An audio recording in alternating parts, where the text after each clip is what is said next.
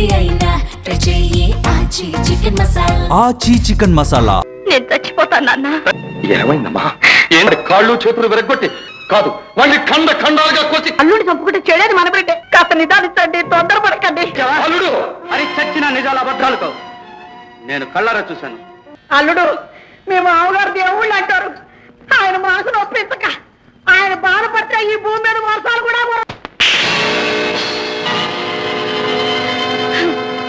ఎంత తలని కబురమ్మా.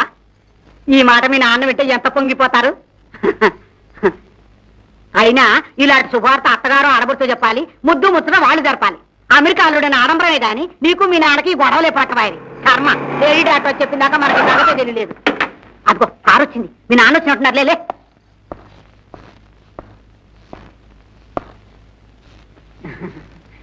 మొక్కమ్మా, మీ నాన్నగారు కాళ్ళకి మొక్కు. మీ నాన్నగారు దీవిస్తే దేవుడు దీవించినట్టే. మొక్కమ్మా. ఏంటమ్మా ఈ మొక్కుబళ్ళు?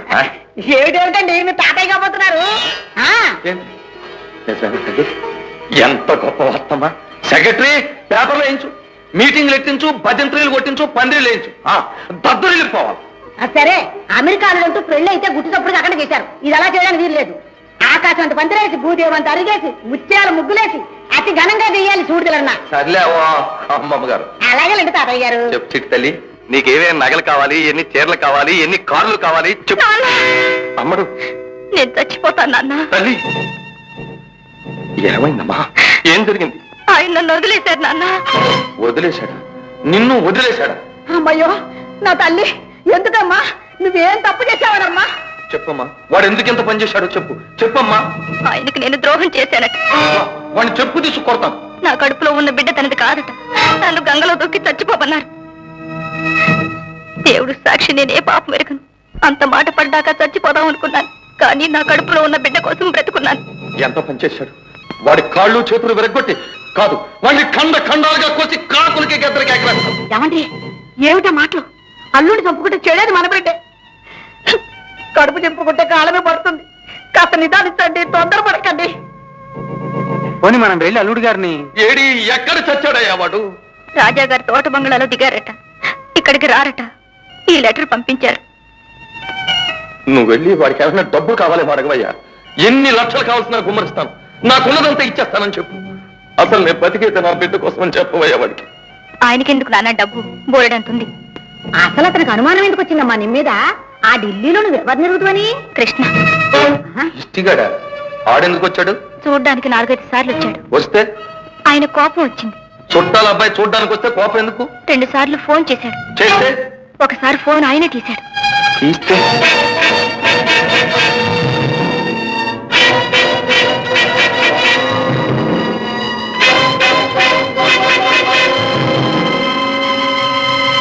ఏమండి ఏమిటండి ఇది? మీకెందుకండి ఈ శిక్ష? ఇంకా తెలుసో తెలియకో నేనే ఏదైనా పాపం చేశానేమో కానీ చీమకైనా ఎగ్గు తలపెట్టరే మీరు. కల్లో కూడా ఒకరు ద్రోహం చేశారు కదా మీరు. తెల్లవారు లేచిందిలాగా ఇది పరోపకారమే కానీ కొంత విషయం కూడా పట్టించుకోరే మీరు. 1000 పెళ్లిళ్ళు చేయించారు, 1,00,000 గొప్పలా దీపాలు వెలిగించారు. అలాంటి ధర్మరాజు కడుపును పుట్టిన బిడ్డగా ఇలాంటి శిక్ష? ఇదే నిజమైతే ఇక దేవుళ్ళు ఎదుర్కోవాలి. దేవుడా, నేను ఎప్పుడు నిన్నేం కోరలేదు. నీ అవసరం వస్తుందని కూడా అనుకోలేదు. నాకు చాలా విద్యలు వచ్చిన అనుకున్నాను. ప్రాణాలు తీయడం, కొంపలు పోల్చడం, కాపురాలు చెడగొట్టడం చాలా చేశాను.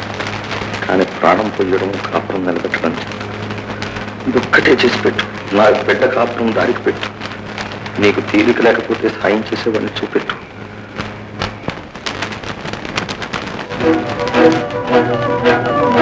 అయ్యగారు ఏడవకండి. మీరు ఏడిస్తే నాకు భయంగా ఉంది.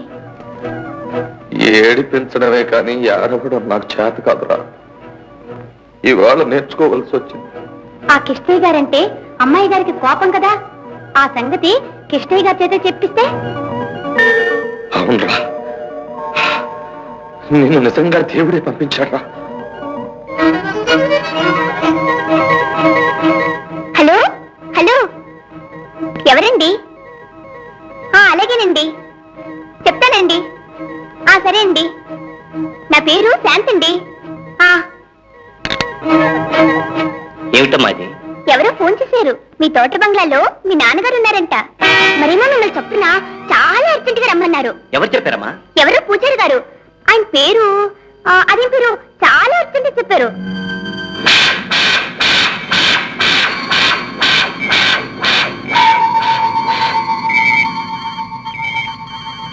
అమ్మగారు అమ్మగారు అయ్యగారు పారిపోయారు. గదిలో లేరు. లేరు, పారిపోయి తోట బంగ్లాకి వెళ్ళిపోయారు. అమ్మయ్యో, డాక్టర్ గారు ఉన్నారులేండి, కానీ మిమ్మల్ని నగలన్నీ పెట్టుకుని అర్జెంటుగా రమ్మన్నారు. అలాగా?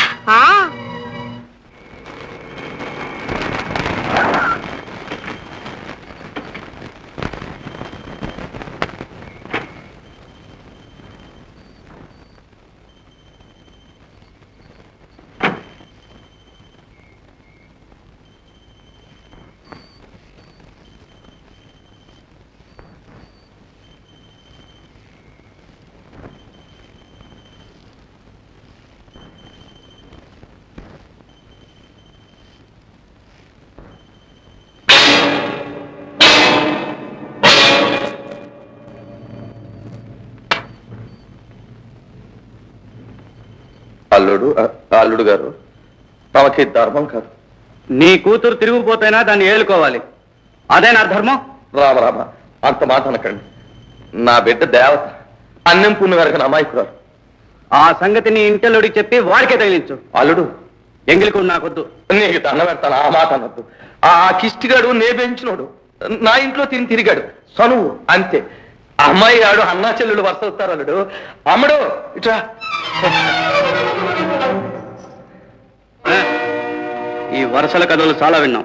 వాడు దాని పేర ఉత్తరాలు రాశాడు. అదే నేనే కుశలం కనుక్కోమన్నాను. రాత్రి వేళ ఫోన్లు చేశాడు. అదే అది నేనే కుశలం కనుక్కోమన్నాను. ఓసారి నేనే తీశాను. అప్పుడు వాడన్న మాటలన్నీ కూడా నువ్వే రాసిచ్చావా? ఏ తల్లుడు ఇది? నేను ఇంట్లో లేనప్పుడు వాడు నా గదిలోకి దూరాడు, అది నువ్వే చేయించావా? వాళ్ళిద్దరూ తలుపు వేసుకున్నారు, అది నువ్వే చేయించావా? అల్లుడు, అది చచ్చిన నిజాలు అబద్ధాలు కావు, నేను కళ్ళారా చూశాను. అబ్బాబా, ఒక్కోసారి మన కళ్ళు చెవులు కూడా మనల్ని మోసం చేస్తాయి అల్లుడు. అయితే నేను చూసింది విన్నది అంతా కలంటావు. ముమ్మాటికి అంతే. నేను రుజువు చేస్తాను. చెప్పమంటావా? లోనికి వెళ్దాంరా. ఎందుకులే, గోళ్ళకు చెవులు ఉంటాయి, ఇక్కడే చెప్తాను. ఇప్పుడు నేను చెప్పేది నా వృత్తి మీద ప్రమాణకం చేసి మరీ చెప్తున్నాను. లోగడ అంటే శానాళ్ళ క్రితం రాజా రామదాస్ గారి దేవాలయంలో తాళి దించే పని తగిలింది. ఆ రాజా గారు బామ్మర్దే నువ్వు వచ్చా అంతా కూకో. ఆ రాజా గారు బామ్మర్దే ఈ సోమరాజు.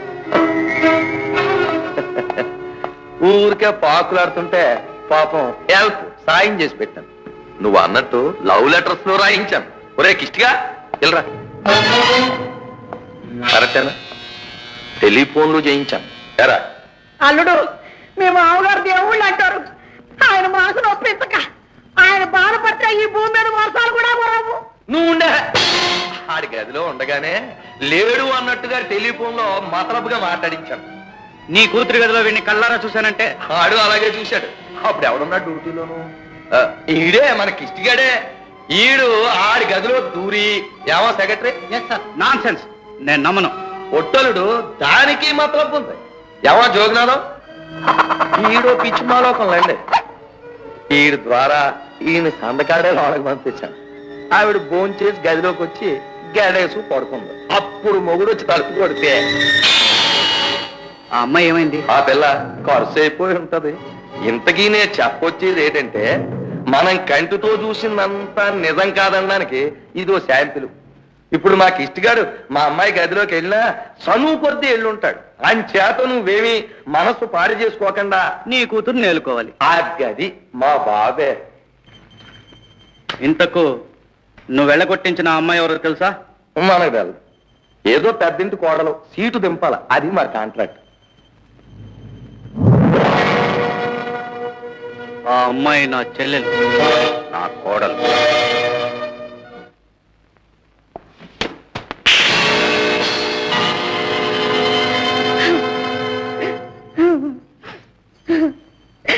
నష్టపోరా రాక్షసుడా, ఇదే నువ్వు చేసిన వ్యాపారం. ఈ పాపిచ్చి డబ్బుతో మాకు అన్నం పెడుతున్నావు. ఈ డబ్బుతో నా బిడ్డ పెళ్లి చేశావు. ఏది ఒక కత్తి నేను చంపేసి నడిచిపోతాను. ఎప్పుడు చేసుకుంటాను.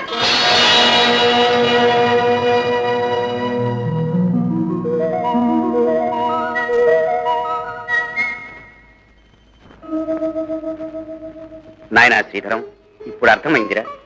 నాతో మాటైనా చెప్పకుండా మహాలక్ష్మి ఇంట్లోంచి వెళ్ళగొట్టావు. ఆమె ధైర్యం గలది కాబట్టి నీకోసం, నీ బిడ్డల కోసం, ఈ మంచి రోజు కోసం బ్రతికుంది. నేను ఆమెను ఇంటికి రమ్మని పిలిస్తే రానంది. నిజం రుజువు కావాలండి. నువ్వే తన్ని గౌరవంగా పిలవాలండి. సిఫార్సులతో సంసారం చక్కబడదండి. ఈనాడు గర్వంగా చెప్తున్నాను బాబు, నా ఇంటి కోడలు కాదగ్గ అర్హత ఎవరికైనా ఉంటే అది ఈ మహాలక్ష్మికే ఉంది. అమ్మా సుశీల, చెయ్యరాని ఘోరాలు చేసిన నీ తండ్రి ద్వారా నిజం చెప్పించాలని నేను, నీ భర్త, పిల్లలు ఆడిన నాటకం నిన్ను చాలా నొప్పించాం. I'm sorry Susheela. నా ఇంట్లో చాప కింద నీరులాగా దూరి ఇంత పని చేస్తావరా? నీ పేరు